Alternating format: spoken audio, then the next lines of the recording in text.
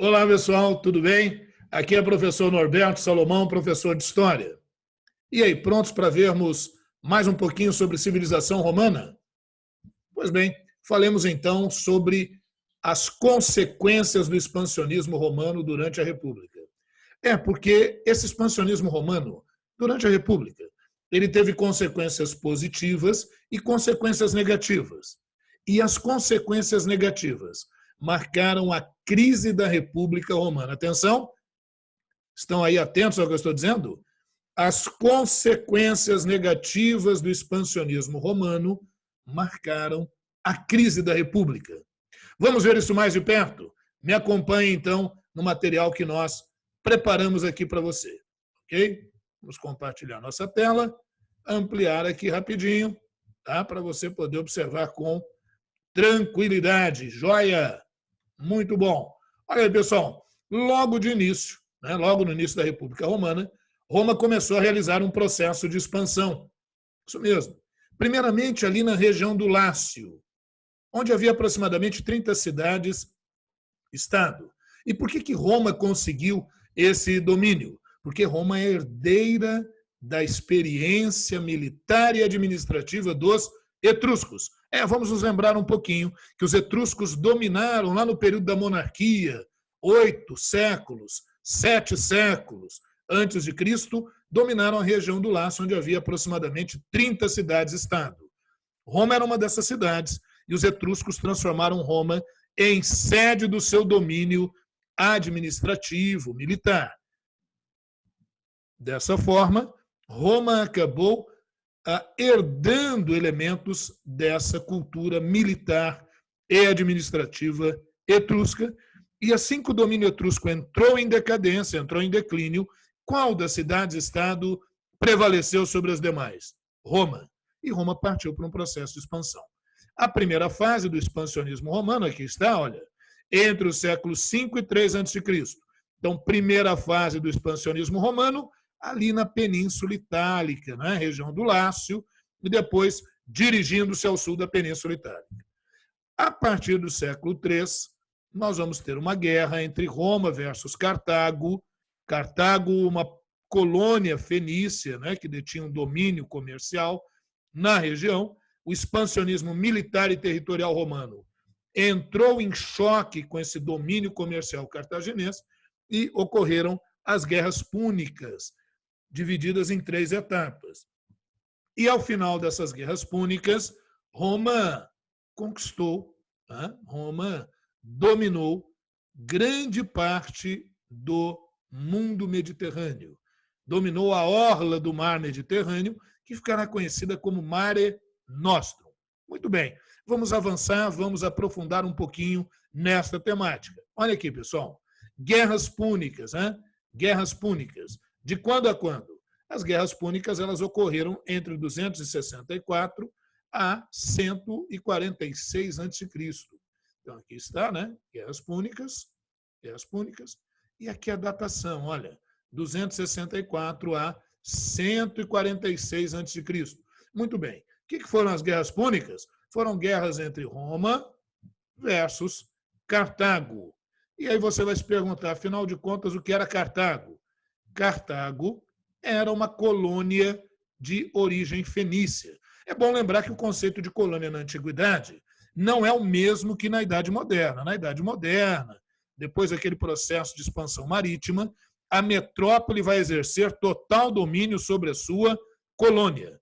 Na Idade Antiga, não. A colônia está muito mais ligada a uma expansão populacional, comercial, e aí a colônia, uma vez fundada, ela ganhava vida própria. E foi o caso de Cartago. Colônia fenícia, localizada no norte da África, ganhou vida própria e, por volta do século III, tinha um grande domínio sobre o comércio do Mediterrâneo Ocidental, nas regiões ali da Sicília, uma ilha na ponta da bota, da Sardenha, da Córcega e da Península Ibérica, que eles chamavam de Hispânia, ou Espanha. Bom, e também sobre toda a costa setentrional. Professor, o que é setentrional? Setentrional significa ao norte. Então, domínio sobre toda a costa do norte da África. E aqui, para não ter erro, eu resumi para você. Olha, por que ocorreu a guerra? Hein? Por que ocorreram as guerras púnicas, as guerras entre Roma e Cartago? E aí, resumidinho aqui, olha, o que nós temos? O expansionismo militar e territorial romano entrou em choque, olha aqui, entrou em choque com quem, pessoal? Com o domínio comercial cartaginês, com o domínio comercial de Cartago, domínio marítimo, diga-se de passagem. Vamos ver no mapinha como é que é isso? Olha bem, pessoal. Aqui está a cidade de Cartago, aqui está a cidade de Roma, cidade-estado, né? Muito bem. Aqui está a Sicília, área estratégica para o comércio de Cartago, aqui na ponta da bota. O que você está vendo coloridinho aqui, ó, são domínios comerciais de Cartago. Olha, a famosa cidade de Cádiz, que ainda está lá na Espanha, não é? Cidade muito antiga, fundada pelos fenícios na antiguidade. Ilha da Sardenha, Ilha da Córcega. Bom, como nós vimos na primeira fase do expansionismo romano, Roma se expandiu primeiro aqui, na região do Lácio. Gradativamente foi se expandindo para o sul da Península Itálica. E, finalmente, a expansão aqui na ilha da Sicília. Isso vai gerar a guerra, o confronto entre Roma versus Cartago. Beleza? As chamadas guerras púnicas. Olha aí, aqui a região da Gália, ó, região da atual França, mais aqui ao norte da Itália, a região dos Alpes, a região alpina. Perfeito? Muito bem, vamos avançar aí. Bom, nós tivemos 3 guerras púnicas, divididas em 3 etapas. Os romanos venceram as 3 guerras púnicas. Muitas vezes a gente pode entrar em detalhes sobre guerras púnicas, mas isso não tem normalmente caído em provas. Então, é um assunto que a gente passa assim mais rapidamente, tudo bem? O que a gente tem que saber é que Roma venceu as 3 etapas das guerras púnicas e, na última etapa, Roma destruiu Cartago. Olha, isso não era muito comum aos romanos fazerem. Então, por que os romanos destruíram Cartago? Para servir de exemplo a outros povos que quisessem opor uma resistência ao domínio romano. Agora, depois de vencerem Cartago, os romanos vão estender o seu domínio sobre toda a orla do mar Mediterrâneo e passam a chamar, então, o seu domínio no mar Mediterrâneo de Mare Nostrum ou Mare Est Nostrum. Mare do latim mar, este, que é o qual, e nostrum, nosso mesmo. Tudo bem? Mar que é nosso, o mar romano. Vamos ver aqui no mapinha, olha como é que ficou. Ó. Roma dominou a Península Ibérica, onde atualmente estão Portugal e Espanha, a Gália, aqui transalpina, sul da França, a região de toda a Península Itálica já estava dominada, a ilha da Sicília, Cartago, a Macedônia e a Grécia, ali na Península Balcânica, a Ásia Menor. A Ásia Menor atualmente é a Turquia, a Síria, posteriormente vai dominar o Egito. Ok?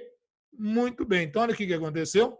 Enquanto Roma estava nas guerras púnicas, Roma não ficou só nisso, não. Roma vai avançar aqui para o que a gente chama de Mediterrâneo Oriental. É assim, ó, pessoal.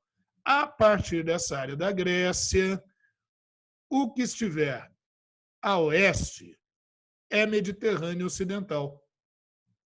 O que está a leste é Mediterrâneo Oriental. Então, nas guerras púnicas, Roma não só combateu Cartago e dominou essas áreas no Mediterrâneo Ocidental, como Roma vai empreender conquistas sobre a área oriental, sobre a Macedônia, sobre a Grécia, sobre a região da Ásia Menor, onde atualmente é a Turquia, sobre a região da Síria. Mais tarde, Júlio César empreenderá a conquista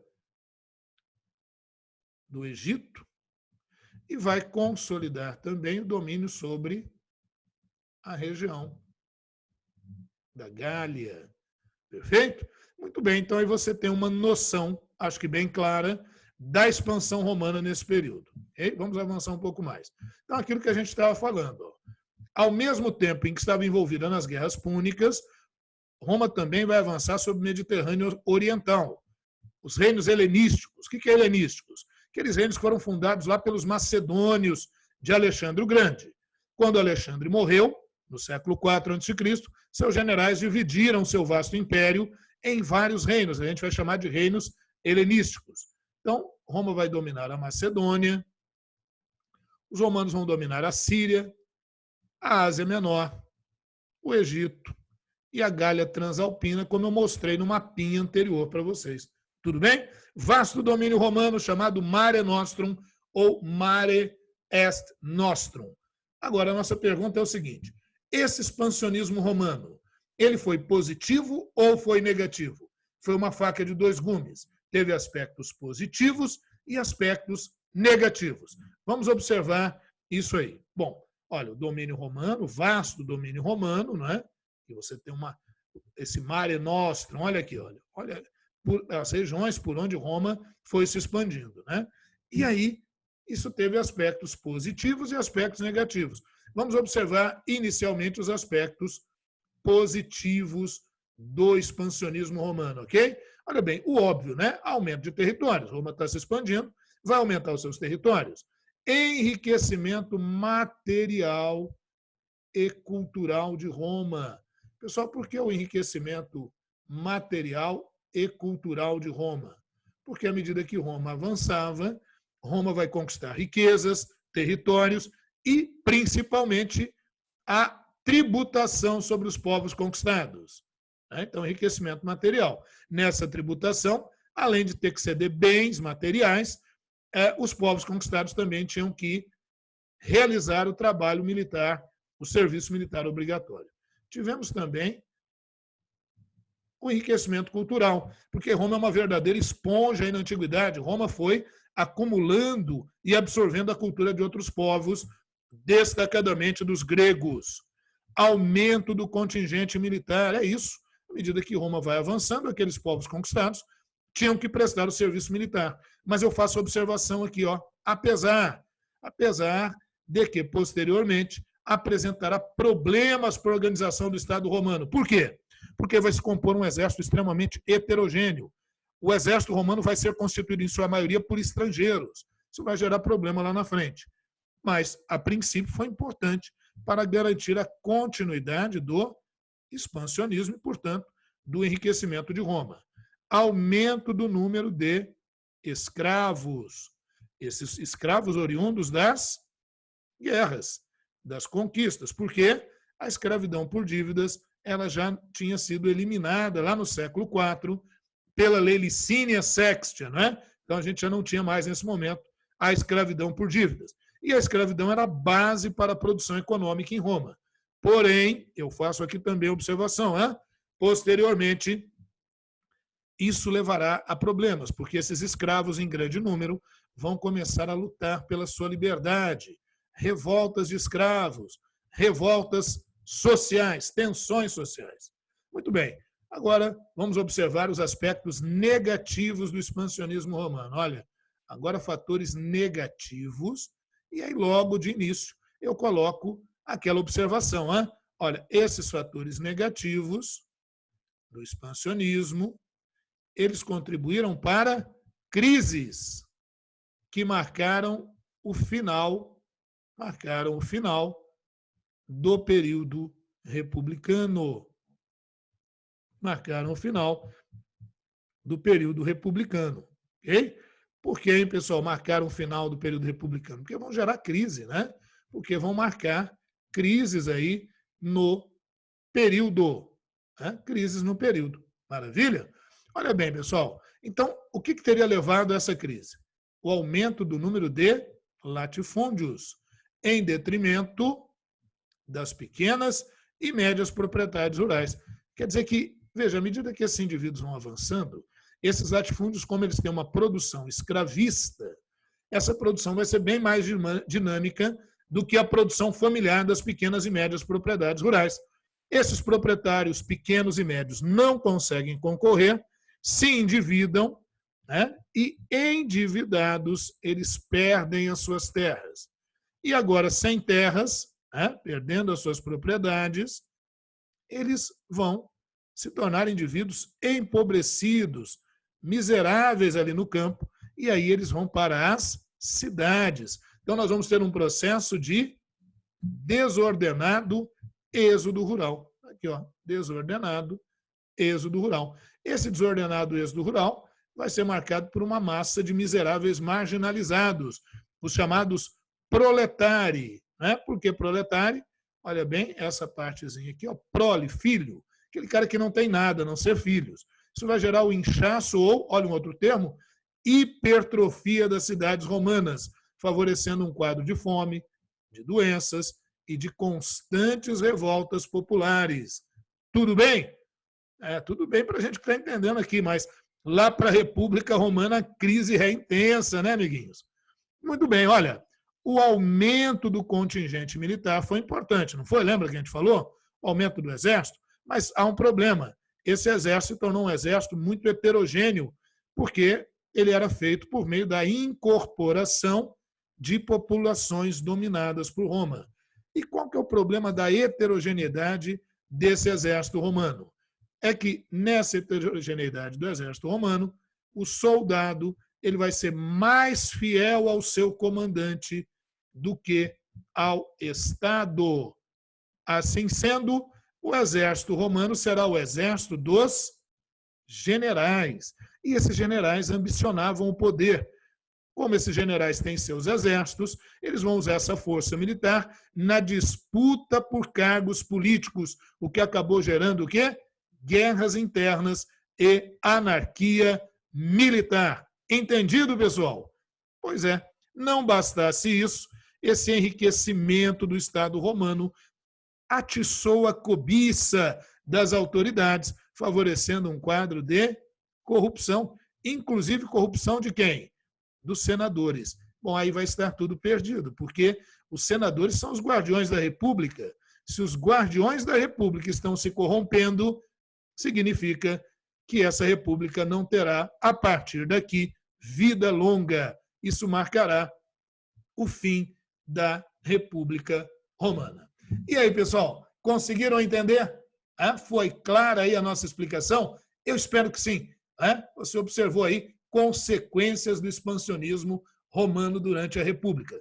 Fiquem ligadinhos aí, continuem os seus estudos, porque nós voltaremos em próximo encontro com os principais eventos que marcaram a crise da República. Agora os eventos, os acontecimentos, tá bem? Bons estudos, firmes na luta, um grande abraço e eu vou continuando aqui com os meus estudos. Tchau, tchau.